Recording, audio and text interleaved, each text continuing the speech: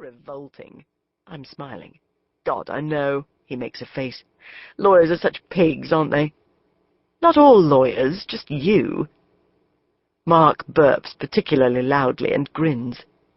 You could have chosen any man to be the father of your baby, but you chose me.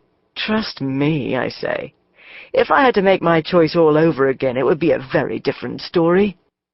But of course it wouldn't be, because, while I don't fancy him in the slightest, he has become, other than Viv, my most favourite person in the whole world, and I cannot think of a better person to be raising my child with.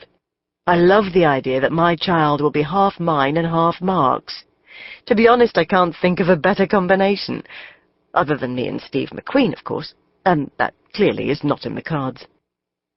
You know what you are, I say, later that afternoon, as Mark sits on the floor tinkering with some Victorian lamps we picked up at a garage sale this morning. A 6 a.m. start, I wouldn't recommend it. You're the brother I never had. Mark makes a face. Now that really is sick. Disgusting. You're accusing me of incest. Don't be ridiculous. I mean just in terms of us, our relationship. I don't think I've ever felt so comfortable with anyone other than my family. That's what I meant. You know you're my best friend. I'm not sure quite what's come over me, because spontaneous outbursts of affection are really not my style, but I don't think I ever really knew how important it was to have someone before. And I don't mean another half. I just mean someone to share things with. Someone like a best friend, or a brother. Someone like Mark. Mark stops tinkering and smiles at me. That's the nicest thing you've ever said to me. Shit, I mumble, opening Marie Claire and pretending to be immediately engrossed in the film reviews. The embarrassment of having been so open started to hit. I didn't mean it. Yes, you did, and thank you. That's lovely to hear, and just for the record, I feel exactly the same about you. I'm the brother you never had? No, you're the pain-in-the-arse little sister I never wanted. Ouch! I hit him over the head with the rolled-up Marie Claire. And then he sits back and looks at me thoughtfully. Seriously, Maeve, you've really changed since you became pregnant. I snort. Because you knew me so well before. I didn't have to. I only had to look at you to see how hard you were. You're much softer, more vulnerable. If you pushed me, I might say you're a much nicer person. Uh-oh. I make a face, turning back to the magazine and flicking. I'm not sure that's such a good thing. No one's frightened of me at work anymore. And although the fact that I don't seem to wield the same power at work bothers me ever so slightly, secretly I like what Mark has just said. I like the way he makes me feel. Secretly, I'm very, very pleased. 18. The secret's out.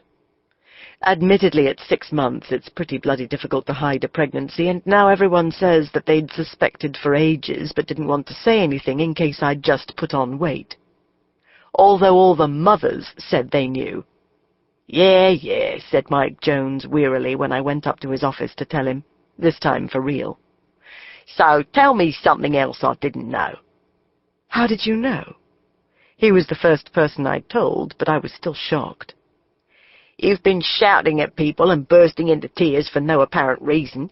Half the time you walk around looking as if you're in a dream world and you're eating like a pig, but the only place you're putting on weight is your stomach and you... He grins and shrugs. I'd have to be a fucking idiot not to realize, especially when you'd already told me. So my joke didn't fool you?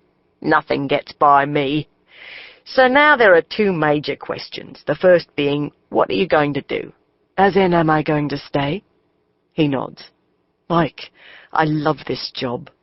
I love everything about London daytime television, and I still remember everything you said at my interview about the sky being the limit.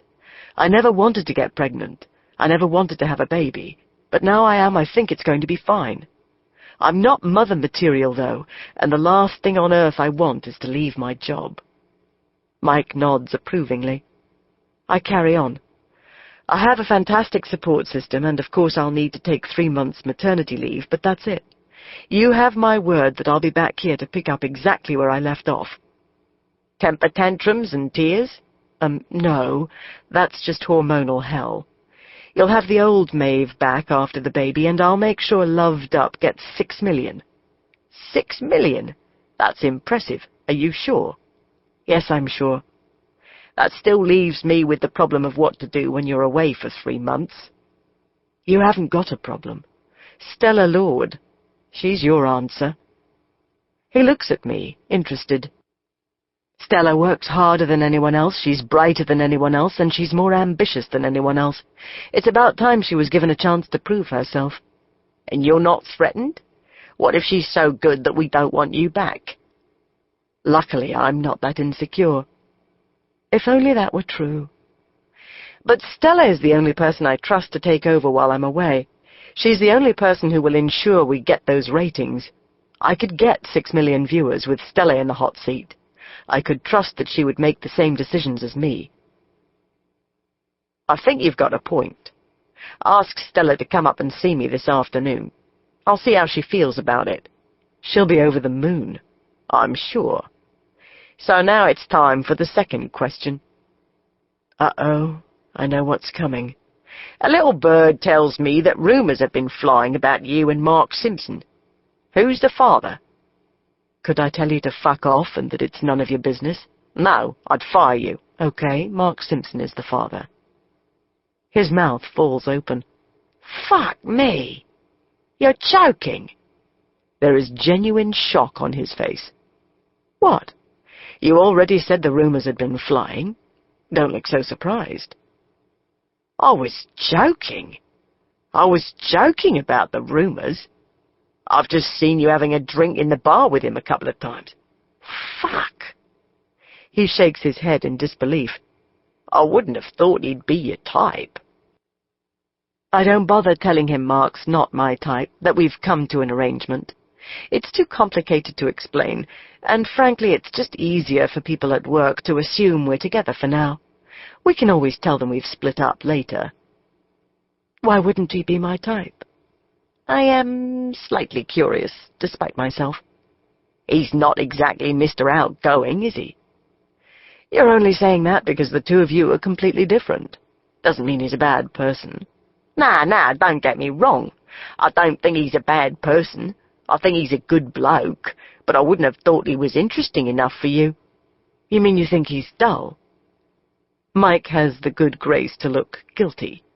Not dull, but not a challenge. I thought you'd like difficult men, challenging. Jack the lads. Rather like you, I think. Actually, I say defiantly, that's exactly what I love about him. He's the most stable person I've ever met. He gives me a security that I've never had before, and I know exactly where I stand with him. He has integrity. He phones exactly when he says he's going to phone and does exactly what he says he's going to do. There are no games, and I've never been happier in my life. Mike looks as shocked as I feel. Christ. Where did all that come from? I couldn't resist. I know I'm naughty. I know I shouldn't. But I just couldn't resist. Viv's trying to look apologetic as she heaves a huge plastic bag into the living room, but she can't wipe the smile off her face. Her excitement at being a grandmother. Viv, I try to admonish, but my heart isn't in it. I've been dying to buy things for the baby, but Mark won't let me. He's suddenly decided he's superstitious, and has stated firmly that neither of us can buy anything for the baby or the nursery until I'm in my 8th month. It's been such a struggle to walk past Baby Gap and their gorgeous tiny sleep suits. Such a struggle not to pop up to the 5th floor at John Lewis and spend an hour or so looking at cots and blankets. So when Viv guiltily pulls out a tiny little pair of green dungarees with a matching jacket, I swoon with excitement, and when she pulls out a yellow and white striped sleep suit, I almost pass out with joy. "Aren't they gorgeous?" she exclaims with delight. "Aren't they the most beautiful things you've ever seen? Aren't they tiny?" I whisper, rubbing my stomach as Baby protests by delivering